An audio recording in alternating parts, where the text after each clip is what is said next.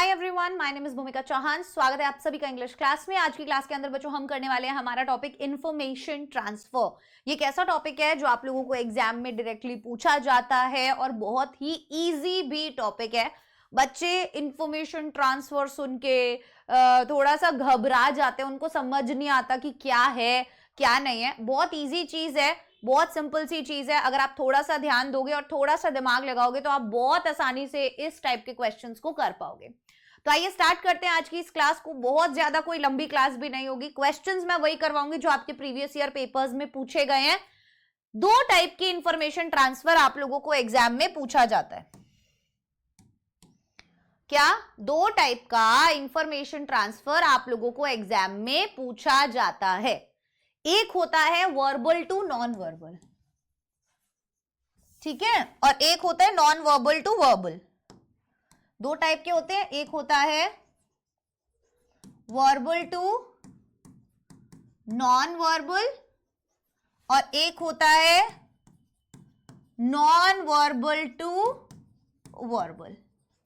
ठीक है, ये दो टाइप की होती है। अब इन दोनों में क्या होता है कि एक में तो आपको कोई एक फ्लो चार्ट दे देंगे, ठीक है, कोई एक टेबल दे देंगे और आपको उसका डेटा जो है वो एक पैराग्राफ में ट्रांसफर करना होता है। और एक क्या होता है कि एक पैराग्राफ दे देंगे और आपको उसका डेटा जो है किसी फ्लो चार्ट में या किसी टेबल के अंदर ट्रांसफर करना होता है। बस इतनी सी चीज होती है और बहुत ज्यादा कुछ इसके अंदर रॉकेट साइंस लगाने का जरूरत नहीं है। जो भी इंफॉर्मेशन दिया हुआ है वो आपके सामने है, आपको केवल उसको सही तरीके से पैराग्राफ में या टेबल में या फ्लो चार्ट में, इन सब चीजों में ऐड करना रहता है। ठीक है, सबसे पहले हम पढ़ते हैं verbal to non verbal. Verbal to non verbal क्या होता है? वर्बल मतलब आपको एक कोई पैराग्राफ दे देंगे या कोई भी एक डेटा दे देंगे, ठीक है, और आपको उसको अब किस में डालना है? टेबल में डालना है। ठीक है, आइए स्टार्ट करते हैं, या फ्लो चार्ट में डालना है। पहले क्वेश्चन से देखते हैं, प्रीवियस ईयर पेपर का ही सवाल है कि outside the central library there is a board displaying some rules and regulations for the members. कि भाई सेंट्रल लाइब्रेरी के बाहर एक बोर्ड है जो क्या डिस्प्ले कर रहा है? Displaying some rules and regulations for the members. तो लाइब्रेरी के बाहर जो लाइब्रेरी के मेंबर्स है ना, उनके लिए कुछ रूल्स एंड रेगुलेशंस है जो लिखे हुए हैं। अब आपको क्या बोल रहा है ये कि आपको ये रे नीचे वो सारे रूल्स, ठीक है, ये सारे के सारे रूल्स दे रखे। अब आपको वो बोल रहा है कि आपको इसे क्या चीज आप लाइब्रेरी में कर सकते हो और क्या चीज आप नहीं कर सकते हो, ये लिखना है। पहले हम रूल्स देखते हैं। They are as follows. क्या दिया है रूल्स के अंदर? बहुत सिंपल सा है, जैसे you should enter your name and registered number in the register before entering in the library. कि आपको क्या करना होता है? आपको अपना नाम और रजिस्टर्ड नंबर जो है वो रजिस्टर में लिखना होता है before entering in the library. Library में एंटर करने से पहले, ठीक है, before entering in the library मतलब लाइब्रेरी में एंटर करने से पहले आपको वो लिखना रहता है। ठीक है, you should pay your monthly annual membership on time. आपको अपना मंथली और एनुअल मेंबरशिप टाइम पे भरना रहता है। You are not allowed to write anything on the book magazine you have taken. आपने जो भी बुक या जो भी मैगजीन लिया है वो आप यूज जब कर रहे हो तो उस पर कुछ भी आप लिख नहीं सकते हो, तो ये चीज करने से मना किया है। उसके बाद you should not take any book और magazine out of the library without prior permission and registration. कि भाई पहले परमिशन और रजिस्ट्रेशन अगर नहीं है तो आप लाइब्रेरी के बाहर किताब नहीं लेकर जा सकते।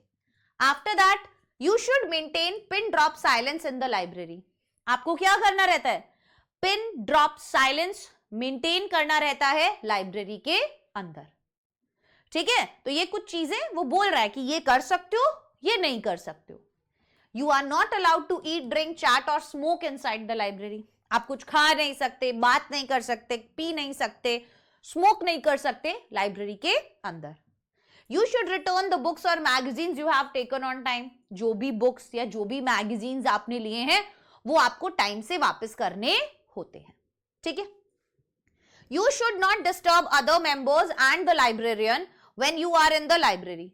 अब आप नहीं डिस्टर्ब करेंगे दूसरे मेंबर्स को और लाइब्रेरियन को when you are in the library, जब आप लाइब्रेरी में। तो इन सारी चीजों से आपको ये तो पता चल गया कि क्या चीजें हैं जो आप कर सकते हैं और क्या चीजें हैं जो आप नहीं कर सकते हैं। अब हमें अगर इनको डू और डोंट में डालना है तो हम कैसे डालेंगे। यहां पे ना जब भी मैंने बच्चों को पढ़ाया ये वाला टॉपिक, आज से पहले जितनी भी क्लास ली, उसमें एक डाउट आया। यहां पे जैसे हमने टेबल में लिखा है कि ये है डूज वाले पॉइंट्स और ये है डोंट वाले पॉइंट, है ना। तो बच्चों ने क्या बोला कि अगर आप डोंट्स वाले पॉइंट देखेंगे तो हमने अंदर नहीं लिखा कि do not right anything on the book और मैगजीन। हमने क्यों नहीं लिखा? क्योंकि ये हमने ऑलरेडी उस कॉलम में डाला है जिसमें वो चीजें लिखनी है जो हमें नहीं करनी। तो जब हमने ऊपर सबसे मेंशन कर दिया कि इस कॉलम में वो सारी चीजें लिखी हुई हैं जो हमें नहीं करनी, तो क्या हमें यहां पे डू नॉट लगाने की जरूरत है? नहीं है। बट बच्चों ने फिर क्या बोला कि मैम स्कूल में मार्क्स काट लेते हैं टीचर्स, ठीक है, वो बोलते हैं कि लिखना जरूरी है, तो फॉलो करो अपने टीचर्स को, मार्क्स नहीं कटवाने हैं, ठीक है। आप डूज में वो चीजें लिखो जो कर सकते हैं, डोंट्स में वो चीजें लिखो जो नहीं कर सकते हैं, और आप डू नॉट करके भी लिख सकते हो। जैसे do not right anything on the book और मैगजीन। अब क्या होता है, आपको एज इट इज पूरा पूरा सेंटेंस उठाकर नहीं लिखना रहता है, ठीक है ना। आपको एज इट इज पूरा पूरा सेंटेंस उठाकर नहीं लिखना रहता है, आप उसको थोड़ा सा शॉर्ट करके भी लिख सकते हो।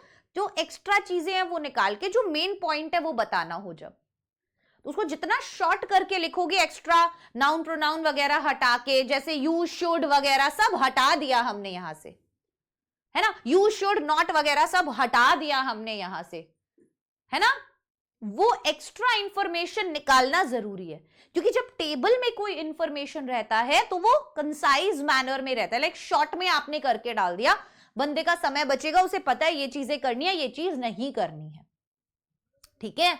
तो उसका मेन पर्पस यही होता है। तो आप जो एक्स्ट्रा इंफॉर्मेशन है वो निकाल दो। जैसे आपने यू शुड यहां से हटा दिया, है ना, pin drop silence in the library, हमने केवल लिखा maintain pin drop silence in the library, maintain pin drop silence in the library. अब जैसे रिटर्न द बुक्स और मैगजीन्स ऑन टाइम है, तो यहां पर लिखा था you should return the books और मैगजीन्स यू हैव टेकन, तो हमने यू हैव टेकन भी हटा दिया, यू शुड भी हटा दिया, हमने सिर्फ लिखा रिटर्न दी बुक्स और मैगजीन्स ऑन टाइम। ये ऐसा बोल रही हूं मैं कि ऐसे एक्स्ट्रा जो भी चीजें हैं वो हटा दीजिए, मेन मेन चीजें लिख दीजिए, पूरा पूरा लिखने की जरूरत नहीं है। अगर आप उठाकर पूरा का पूरा सेंटेंस एज इट इज वहां पर चिपकाओगे तो गड़बड़ हो सकती है। समझ में आया? क्लियर हुआ?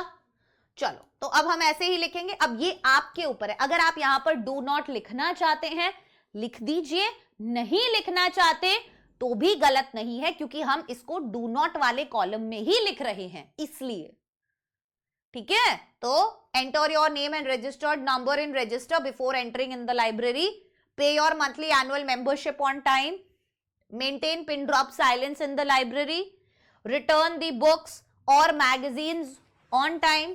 क्या नहीं करना है? Write anything on the books और मैगजीन करना मना है ना।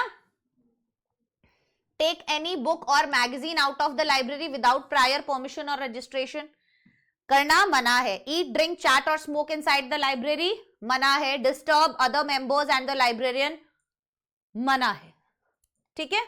चलो, अब बारी आती है नॉन वर्बल टू वर्बल की। वो तो था वर्बल टू नॉन वर्बल, ये समझ में आया ना। अब हम देखेंगे नॉन वर्बल टू वर्बल क्या होता है। सब बच्चे बहुत ध्यान से सुनेंगे, ठीक है। और ये क्वेश्चंस आप लोगों को प्रीवियस ईयर पेपर्स में दिए हुए हैं, इसीलिए मैं आशा करती हूं कि कोई भी दिक्कत परेशानी नहीं होगी। ऐसे ही क्वेश्चंस आपको देखने के लिए मिलेंगे, और आगे आने वाली क्लासेस में मैं और भी अच्छे अच्छे क्वेश्चंस आप लोगों को प्रैक्टिस करवाऊंगी। और मुझे लगता है ये टॉपिक सभी बच्चों को ईजी लगता ही है, बट कोई भी चीज अगर इजी है इसका मतलब ये नहीं है बच्चों कि हम उसकी प्रैक्टिस ना करें, है ना, हमें उसकी प्रैक्टिस करना जरूरी है, ध्यान दीजिएगा।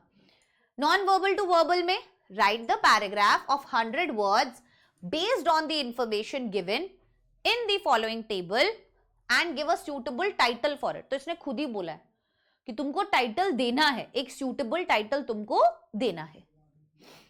क्या दिया है, पहले हम इंफॉर्मेशन देखेंगे, ठीक है। ये डोंट्स नहीं आएगा यहां पे, ठीक है। तो यहां पर प्लांट्स है और यहां पर बताया है अलग अलग टाइप के एनिमल्स। तो बेसिकली फ्लोरा और फौना जो है इन दोनों फॉरेस्ट्स का बताया हुआ है, हमें उसके बारे में बात करनी है। टाइप्स ऑफ फॉरेस्ट क्या है, इक्वेटोरियल एवरग्रीन और दूसरा है मार्शेस, ठीक है। प्लांट्स कैसे कैसे होते हैं यहां पर, mahogany, rosewood, ironwood, oil palm. दूसरे वाले में mangrove, creepers, numerous tall trees like mahogany. Animals कौन कौन से होते हैं, different types of monkeys, snakes, lizards, bats, flies.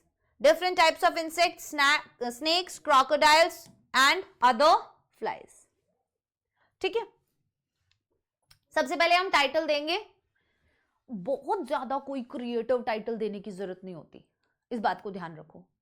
अगर तुमको ऐसा लग रहा है कि कुछ बहुत ही गजब का ही मेरे को टाइटल देने का रहता है, ऐसा नहीं रहता, ठीक है ना। एक सिंपल सोबर सा टाइटल भी दोगे तो भी चल जाएगा, तो भी तुमको कोई कुछ नहीं कहेगा।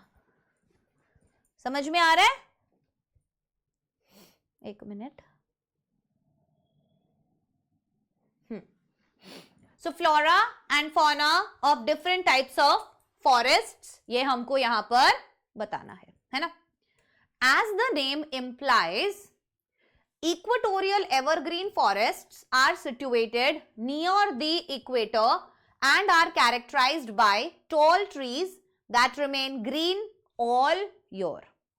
अब हमने क्या किया, स्टार्टिंग करी हमने पहले वाला जो हमें बताया था इक्वेटोरियल एवरग्रीन, तो मतलब इक्वेटर से रिलेटेड है और एवरग्रीन नाम से भी हमें पता चला कि भाई हमेशा हरा भरा रहता है टाइप्स। तो हम यही करके लिखेंगे कि एज द नेम एम्प्लाइज, कि जैसा हमें नेम से पता चल रहा है, बहुत सी बार हमें नहीं पता होता इनके बारे में, तो हम थोड़ा सा अपना कॉमन सेंस लगा के यहां पर काम कर सकते हैं, है ना, कर सकते हैं या नहीं, थोड़ा सा कॉमन सेंस लगाकर। So as the name implies, equatorial evergreen forests are situated near the equator. कहां सिचुएटेड होते हैं, इक्वेटर के पास, and are characterized by tall trees, और कैसे पता चलता है इनका, टॉल ट्रीज होते हैं यहां पर, that remain green all year, क्योंकि एवरग्रीन नाम है ना, एवरग्रीन नाम है तो हमने दे दिया कि टॉल ट्रीज होते हैं, वो हमेशा पूरे साल हरे भरे रहते हैं, उससे हमें इनका पता चलता है। महोगनी, रोजवुड, फिर जो इंफॉर्मेशन तुमको टेबल्स में दिया है वो तुम्हारे पैराग्राफ में होना कंपल्सरी है। जो इंफॉर्मेशन तुमको दिया है टेबल में, एक एक चीज पैराग्राफ में होना जरूरी है, अपनी तरफ से ऐड नहीं करना रहता।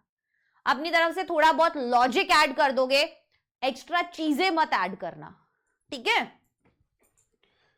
तो इसने बोला mahogany, rosewood, ironwood and oil palm are the major trees found in this type of forest, कि भाई ये महोगनी हो गई, रोजवुड हो गया, आयरनवुड हो गया एंड ऑयल पाम जो है वो मेजर ट्रीज हैं जो पाए जाते हैं इस तरीके के फॉरेस्ट में।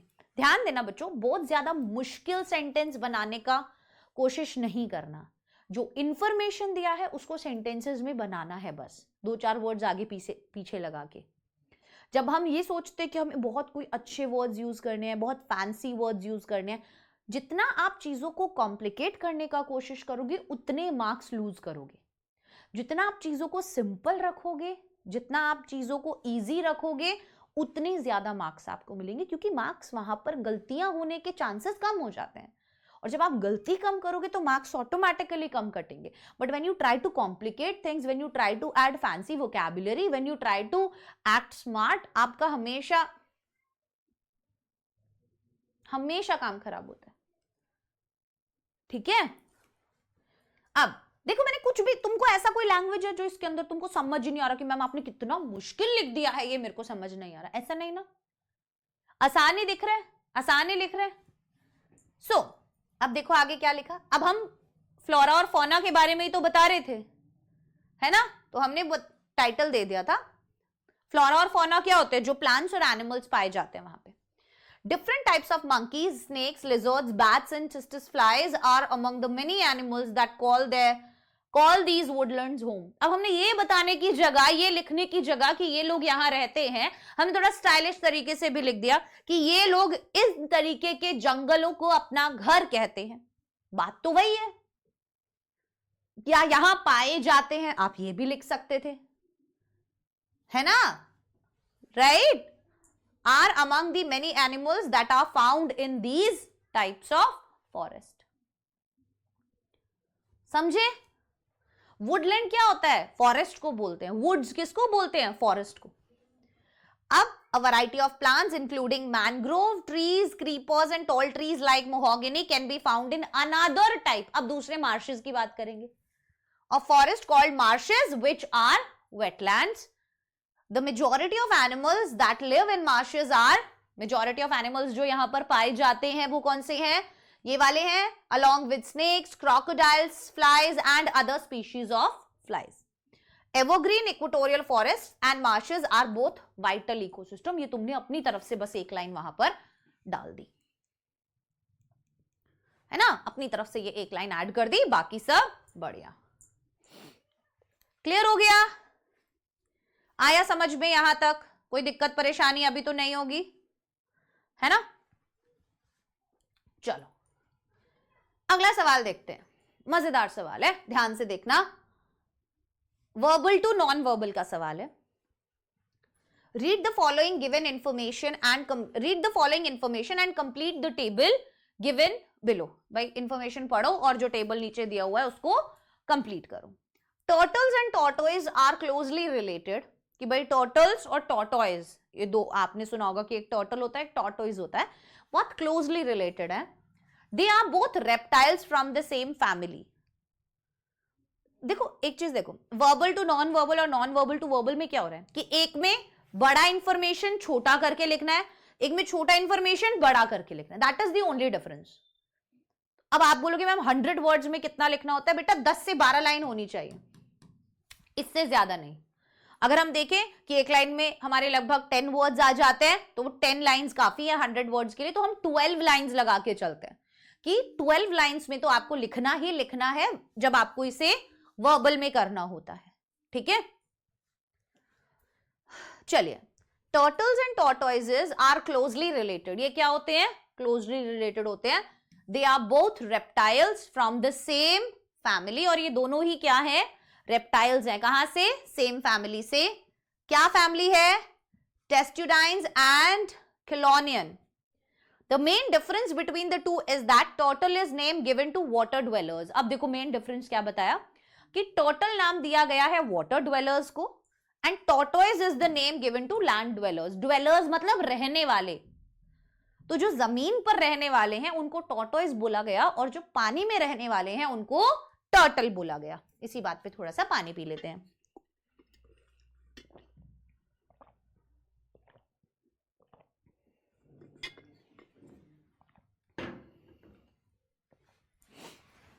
ठीक है ना। Turtle is the name given to water dwellers and tortoise is the name given to land dwellers.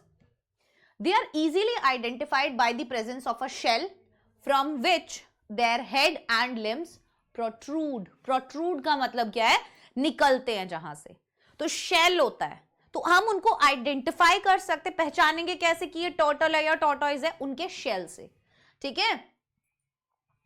जहां से उनके सर और टर्टल का देखा ना, शेल में से ही सर और मुंह बाहर निकला रहता है। So turtles are found in Africa, turtles Africa में पाए जाते हैं एंड अमेरिका में पाए जाते हैं। Its shell is lighter and more streamlined, उसका शेल हल्का होता है और बहुत ज्यादा स्ट्रीमलाइंड होता है टॉर्टोइज के कंपैरिजन में। So to enable swimming it has webbed feet, ताकि तैर सके पंजे वेब्ड होते हैं, बंधे हुए से पंजे नहीं होते हैं, वेब की जैसे, वो होते हैं विद लॉन्ग क्लॉज।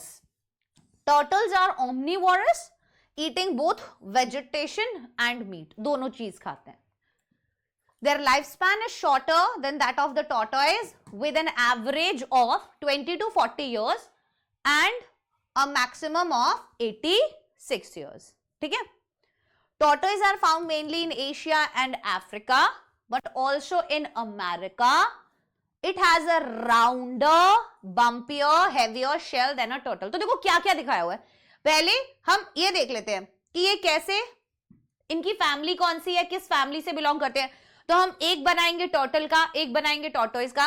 पहले हम दोनों की फैमिली बताएंगे, ठीक है, फिर हम उनके बीच का मेन डिफरेंस बताएंगे कि डुवेलर्स कहां रहने वाले हैं, हैबिटेट क्या है, एक पानी में रहता है, एक उधर रहता है। तीसरा हम क्या बनाएंगे, तीसरा कॉलम किसका होगा, आइडेंटिफिकेशन क्या है। चौथा क्या होगा, कहां पर पाए जाते हैं, ठीक है। पांचवा कॉलम क्या होगा, एज, कितना कितना लाइफ स्पैन है। छठा क्या होगा, कहां पर पाए जाते हैं, वो हम पहले कर चुके हैं, ठीक है। चलो, इट्स बेंट लेग्स, अब बेसिक डिफरेंस ही देख रहे हो। Its bent legs are short and sturdy. Tortoise are usually herbivorous, क्या होते हैं वो, ओमनीवोरस होते हैं, ये हर्बीवोरस होते हैं। But some eat meat, their life span is longer, उनका लाइफ स्पैन लॉन्गर होता है, 150-180 साल तक जीते हैं वो, ठीक है, and a maximum of 188 years. तो देख लो अभी हैबिटेट क्या है, रहते कहां है, प्लेस फाउंड इन, कहां कहां पाए जाते हैं, शेल कैसा होता है दोनों का, लाइफ स्पैन क्या होता है, बता दिए हमने 4 कॉलम जो जो बताए हुए थे। तो अब हम टर्टल और टॉर्टोइज को अलग अलग लिख सकते हैं, हाँ या ना। हैबिटेट क्या होता है, टर्टल कहां पाए जाते हैं, वाटर ड्वेलर्स। टॉर्टोइज क्या होते हैं, लैंड ड्वेलर्स। बस इतना ही लिखना काफी है। प्लेसेस फाउंड इन, कहां पाए जाते हैं, देख लो यहां पर हम देख लेते हैं। Tortoise are found mainly in Asia, Africa, America. कौन से थे ये tortoise, Asia, Africa, America. Tortoise के लिए हमने लिख दिया एशिया, अफ्रीका, अमेरिका, लिख दिया। दूसरा वाला टर्टल का क्या है, कहां गया टर्टल, अफ्रीका एंड अमेरिका। तो हम यहां लिख देंगे अफ्रीका एंड अमेरिका, ठीक है। नेक्स्ट क्या है, शेल कैसा होता है। चलो पहले टर्टल का शेल देख लेते हैं। टिंगलिंगलिंग, टर्टल का शेल कैसा होता है, स्ट्रीमलाइंड होता है। Shell is lighter and more streamlined, ठीक है।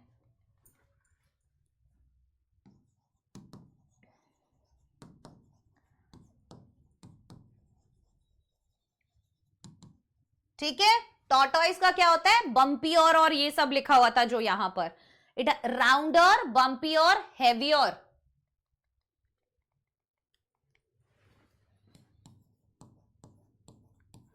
राउंडर, बम्पियर, हेवियर, ठीक है। लाइफ स्पैन क्या होता है अपना, टॉर्टोइज कितना जीता है, टॉर्टोइज जो है उसका जो लाइफ स्पैन है, there life span is shorter than that of tortoise with an average of 20 to 40 years and a maximum of 86 years।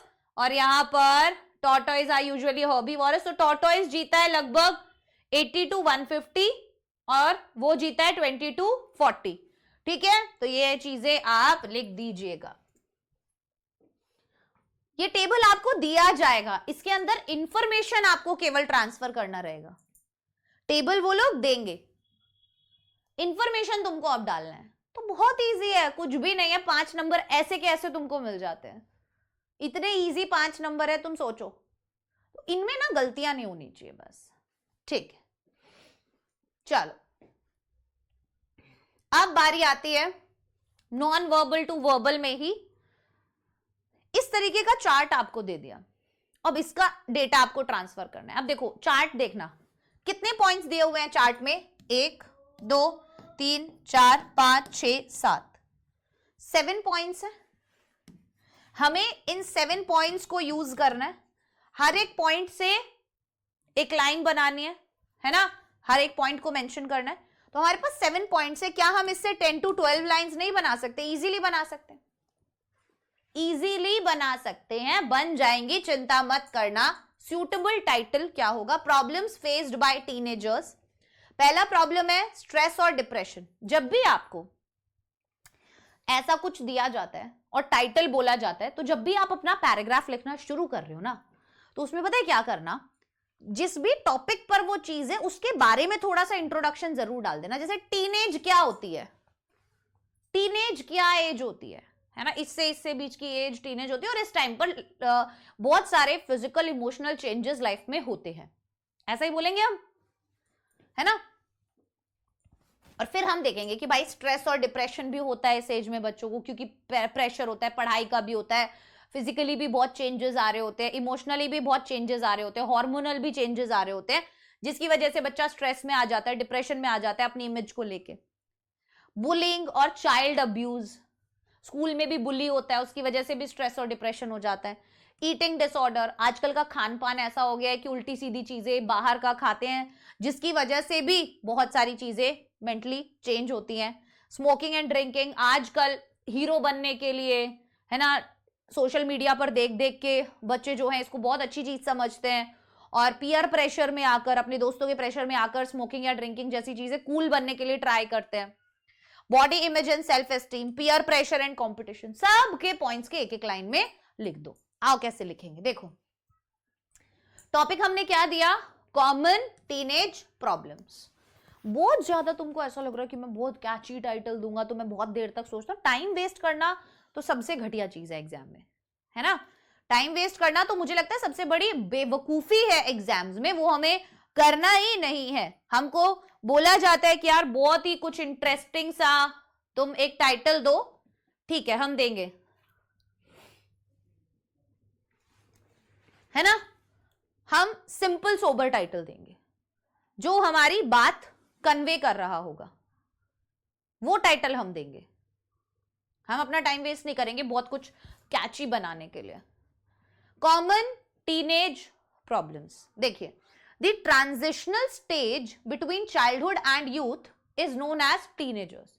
कि जो एक ट्रांजिशनल एज होती है, मैंने बोला था ना कि इस टाइप की जब पैराग्राफ लिखने के लिए आता है, तो जिस टॉपिक पर लिख रहे हो पहली लाइन उसकी डेफिनेशन से होनी चाहिए कि क्या है टीनेज, कि ये जो ट्रांजिशनल एज होती है चाइल्डहुड से यूथ की, इज नोन एज टीनेजर्स। उनको टीनेजर्स बोलते हैं भाई 13 साल से 19 साल के बच्चों को। Teenagers go through a lot of physical, psychological and behavioural changes through out this time. तो इस दौरान अब हमें पता है कि बहुत सारे साइकोलॉजिकल चेंजेस होते हैं, बिहेवियर में चेंजेस होते हैं, फिजिकल चेंजेस होते हैं पूरे में, and they often fight with their sense of personal identity. और अक्सर बच्चा क्या होता है अपनी पर्सनल आइडेंटिटी से, कि मैं क्या हूं, क्या कर रहा हूं, मैं स्ट्रांग दिखना है, मुझे सुंदर दिखना है, मुझे मतलब तारीफ चाहिए, लाइक ऐसा कुछ है ना, वैलिडेशन ढूंढता है इस एज में बच्चा। So therefore it is important that an effort be taken to understand the issue teenagers encounter. और इसीलिए हमको क्या करना है, ये जरूरी है कि एफर्ट किया जाए, समझा जाए कि क्या इशू है टीनेजर्स के साथ, वो क्या इश्यूज फेस करते हैं एक्चुअली, ठीक है।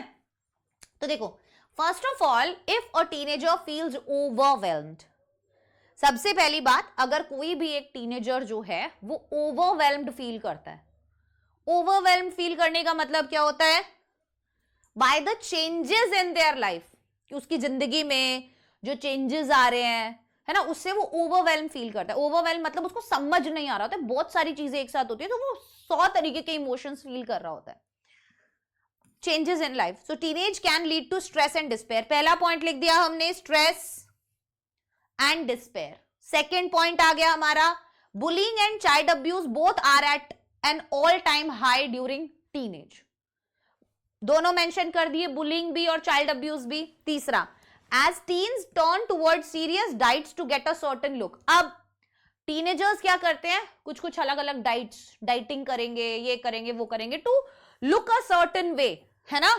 Eating disorders are also more common, तो ईटिंग डिसऑर्डर्स भी इनके अंदर बहुत कॉमन होते हैं। हर एक पॉइंट लिख दिया हमने। देखो, since teenager is a time of great impressionability, कि आप हर एक पे अपना इंप्रेशन झाड़ना चाहते हो, आप कुछ करके दिखाना चाहते हो, you want to be famous, है ना, आपको चाहिए सब आपके बारे में बात करें, यू वांट द वैलिडेशन, तारीफें चाहिए होती है छोटी छोटी चीज के लिए। Smoking and drinking are also habits that are frequently picked up at this time, तो वो दूसरे को देखते हैं, वो आदतें अपनाते हैं, उनको लगता है कितना कूल चीज है स्मोक करना, ड्रिंक करना, है ना। जैसे वो था कि भाई अच्छा तुम्हारा बॉयफ्रेंड नहीं है, अच्छा तेरी गर्लफ्रेंड नहीं है, तो उनको ऐसा लगता है कि हम किसी से कम हैं अगर हम ये नहीं कर रहे। अगर मैं स्मोक नहीं करता हूं, मैं ड्रिंक नहीं करता हूं, मैं छोटे कपड़े नहीं पहनता, मेरा बॉयफ्रेंड नहीं है, मेरा गर्लफ्रेंड नहीं है, इस एज में बच्चा उस चीज को लेके इतना इतना इंफीरियर फील करने लग जाते हैं कि भाई ये कोई बहुत ही गलत चीज है, बहुत ही अच्छी कोई एक चीज है, बहुत ही कोई बड़ी चीज है, या मैं इस क्लब का हिस्सा नहीं हूं, जो लोग कर रहे हैं वो कितने कूल हैं और मैं उनका हिस्सा नहीं हूं, तो वो मुझे गंवार समझेंगे, वो मुझे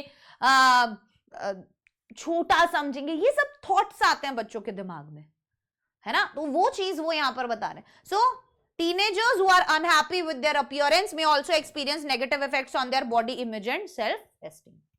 Last but not the least, teenager is a time of intense competition. Teenager कैसा टाइम है? एक intense competition का टाइम है, during which teenagers need to prepare for, इसके दौरान ही, अब ये टीनेज वाली उम्र होती है जब 10th से 11th 12th और ये कॉम्पिटिटिव एग्जाम्स आप दे रहे होते हो, एंड एट दैट टाइम ही आप अपने इन सब इमोशंस से, फिजिकल चेंजेस से, इमोशनल चेंजेस से गुजर रहे होते हैं। वही सारे पॉइंट्स है जो हमको दिए हैं, हमने सिर्फ उनको समझ कर अपने दिमाग में एक दिमाग लगाकर कि हाँ टीनेजर्स कौन होते हैं, कैसे दिखते हैं, क्या लिख सकते हैं, उसको हमने सेंटेंसेस बनाकर एक पैराग्राफ में लिख दिया। That's it. इससे ज्यादा कुछ बहुत ज्यादा एक्सट्रीम आपको नहीं करना रहता है, सिर्फ इतना ही करना रहता है, ठीक है। एक और क्वेश्चन देखते हैं, लास्ट क्वेश्चन होगा, ये सबसे इंपॉर्टेंट है, काफी बड़ा। अब देखो ये पूरा हमको वर्बल दे दिया है और अब हम इसे नॉन वर्बल में चेंज करेंगे। So read the following information and transfer it into a flow chart and suggest a suitable title. I will give you 2 minutes, एक बार तुम रीड करो। मैं चाहती हूं आप लोग इसे रीड करो।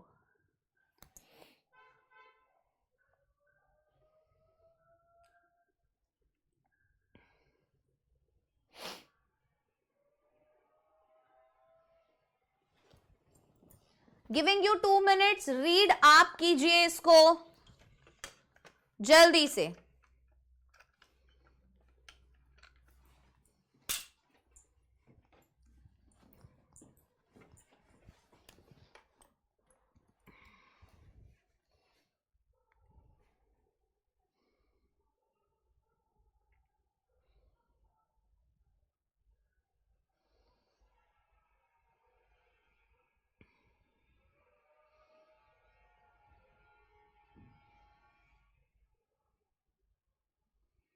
रीड किया?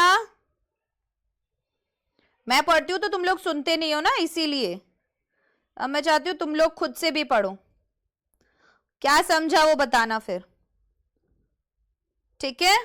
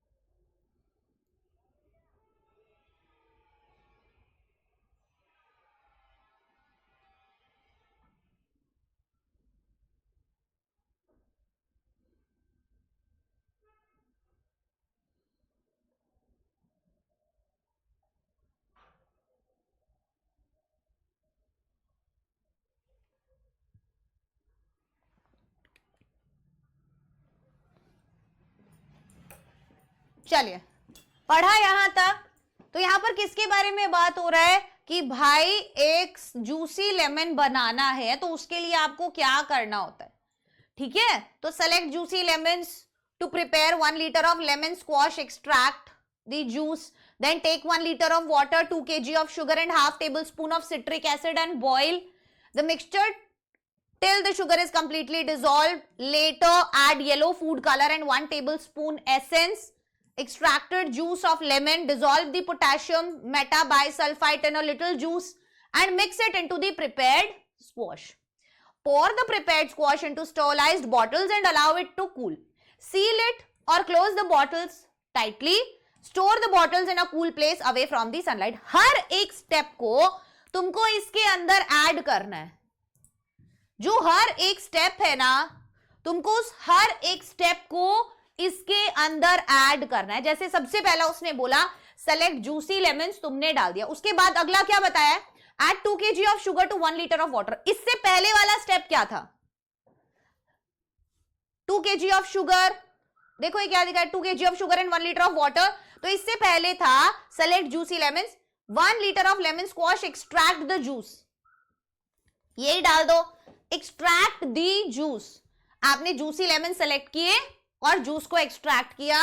अब 2 kg शुगर आपने डाला, 1 kg उसमें। उसके बाद तो ये आप खुद से करना, ये मेरी हम्बल रिक्वेस्ट है आप बच्चों से कि ये वाला क्वेश्चन आप सब बच्चे खुद से करने का कोशिश करना, ठीक है। इसका स्क्रीनशॉट ले लो और ये रहा, इसका भी स्क्रीनशॉट ले लो और ये रहा आंसर, इसका भी स्क्रीनशॉट ले लो। पहले खुद से करना और उसके बाद आप अपना आंसर चेक करना। अगेन एक और दे रही हूं मैं आपको क्वेश्चन, ये रहा सोर्सेज ऑफ एयर पोल्यूशन। ये दोनों ही क्वेश्चंस आप लोगों को होमवर्क में करने हैं, ठीक है। एक मैंने वर्बल टू नॉन वर्बल का दे दिया है, एक मैं अब आपको नॉन वर्बल टू वर्बल का दे रही हूं। दोनों को ही घर जाकर स्क्रीनशॉट ले लीजिए और इनको आंसर करने का कोशिश कीजिएगा, ठीक है बच्चों। इन्हें आंसर करने का कोशिश करना। सोर्सेज ऑफ एयर पोल्यूशन, सबसे पहले आपको क्या लिखना रहेगा, एयर पोल्यूशन के बारे में लिखना रहेगा। Natural, combustion, industrial, agricultural, solvents, volcanoes and forest fires, smoke and poisonous, agricultural कैसे होता है, सॉल्वेंट से कैसे होता है, हर एक को एक एक लाइन में डिस्क्राइब कर देना, तुम्हारा काम हो जाएगा। कोई तुमको एक्स्ट्रा प्रॉब्लम यहां पर नहीं आएगी। तो मुझे लगता है कि यहां पर आज मेरा काम खत्म। अब मैं तुम्हें इसका भी आंसर का भी स्क्रीनशॉट दे रही हूं। रीजन बीइंग, तुम जब अपना आंसर लिखो उसके बाद जब तुम चेक करो तो तुमको दिख जाए कि भाई ये गलती मैं कर रहा हूं या ऐसे मैं और बेटर लिख सकता हूं। फिर तुम क्या कर सकते हो, ये आंसर देखकर खुद से एक और बार लिखने का कोशिश कर सकते हो। जितने भी ऐसे क्वेश्चंस हैं जो राइटिंग स्किल्स में आपको पूछे जा रहे हैं या ये इंफॉर्मेशन ट्रांसफर में पूछे जा रहे हैं, ये बेसिकली आपका अंडरस्टैंडिंग चेक कर रहे हैं, ठीक है। साथ ही साथ आपका क्रिएटिव राइटिंग भी चेक कर रहे हैं कि कितना आप लिख पाते हो चीजों को समझकर, ठीक है। तो वो जो चीजें समझने की कोशिश कर रहा है वही हम उसको देंगे। बहुत सिंपल सा एक फॉर्मूला, हमेशा कोई भी राइटिंग स्किल है, कोई लेटर लिख रहे हो, इंफॉर्मेशन ट्रांसफर कर रहे हो, कुछ भी कर रहे हो, कोशिश करना कि ग्रामर का और स्पेलिंग का मिस्टेक कम से कम हो। जितना कम ग्रामर और स्पेलिंग का मिस्टेक होगा बेटा उतना ही आपके लिए बेस्ट है, क्योंकि बच्चे अक्सर सारी चीजें कर देते हैं सही कि सारे पॉइंट्स उन्होंने अपने पैराग्राफ में लिखे, बट दिक्कत कहां आ जाती है, जब वो ग्रामेटिकल मिस्टेक्स करते हैं, वो स्पेलिंग मिस्टेक्स करते हैं, उससे टीचर को लगता है कि इसे कुछ नहीं आता। और इंग्लिश का टीचर ग्रामर मिस्टेक्स देखते ही परेशान हो जाएगा। तो हमें एग्जामिनर को खुश रखना है, हमें उसको सिंपल साधारण चीजें परोस कर देनी है कि लीजिए टीचर ये रही मेरी काम, अब आप इसमें मुझे मार्क्स दीजिए। क्या यहां तक कोई प्रॉब्लम है, क्या यहां तक कोई परेशानी है? नहीं, ठीक है। तो बच्चों ये थी हमारी आज की क्लास। अब अगर आपको पीडीएफ चाहिए है, वीडियो के डिस्क्रिप्शन में मैं टेलीग्राम का लिंक डलवा दूंगी जहां से आप ये पीडीएफ पा सकते हैं। इस पीडीएफ में ऐसे और भी क्वेश्चंस हैं जो आप घर पर प्रैक्टिस कर सकते हो, ठीक है, ये सब क्वेश्चंस आप घर पर प्रैक्टिस कर सकते हो, जितना प्रैक्टिस करोगे उतना बेटर होते जाओगे। इसीलिए कोशिश करना कि एग्जाम में अच्छे से जाने से पहले काफी सारे क्वेश्चन लगा रखे हो, ताकि धप्पा ना हो, सरप्राइज आप ना हो जाएं अपने एग्जाम्स में। ठीक है, तो ये थी हमारी आज की क्लास। आपसे मुलाकात होगी अगली क्लास में। आशा करती हूं पसंद आई होगी। कमेंट सेक्शन में कमेंट करके बताना आपको कौन सा पसंद है, वर्बल टू नॉन वर्बल या non verbal to verbal. Bye bye everyone, take care, all the best.